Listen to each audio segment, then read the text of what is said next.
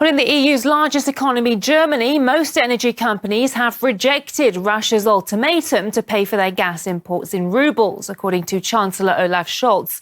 Now, his remarks came after Moscow demanded that so-called unfriendly countries, which have sanctioned Russia, switch their gas payments to the ruble by the end of March. Most German buyers of Russian gas will continue to pay for it in euros, in accordance with the currency fixed in their contracts. Well, Moscow has responded by saying it will not provide gas for free, so it's either rubles or bust.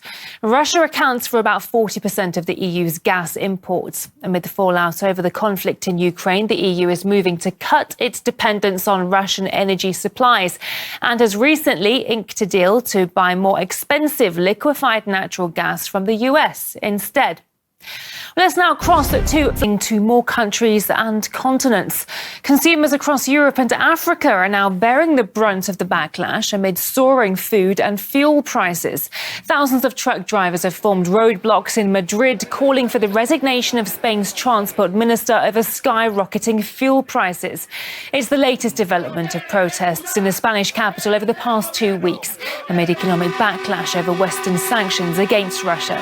The boomerang effect of economic sanctions is now being felt not only in Europe but on the African continent as well.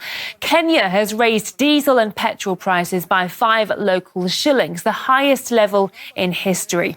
The move is expected to significantly raise the cost of living in the country, where the majority of households rely on kerosene and petroleum gas for cooking.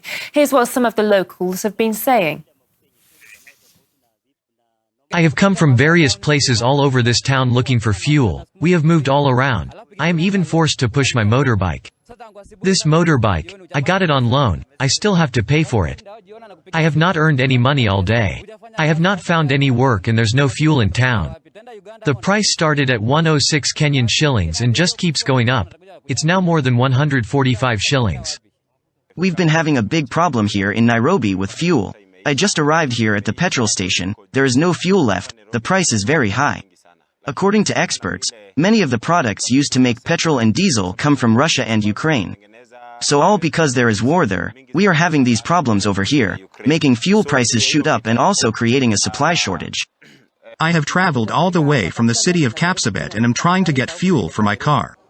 It has become a challenge because we don't know what is happening. Last week we had the same problem. We don't know if the problem is also in other cities, or if it's only like this here in Nairobi.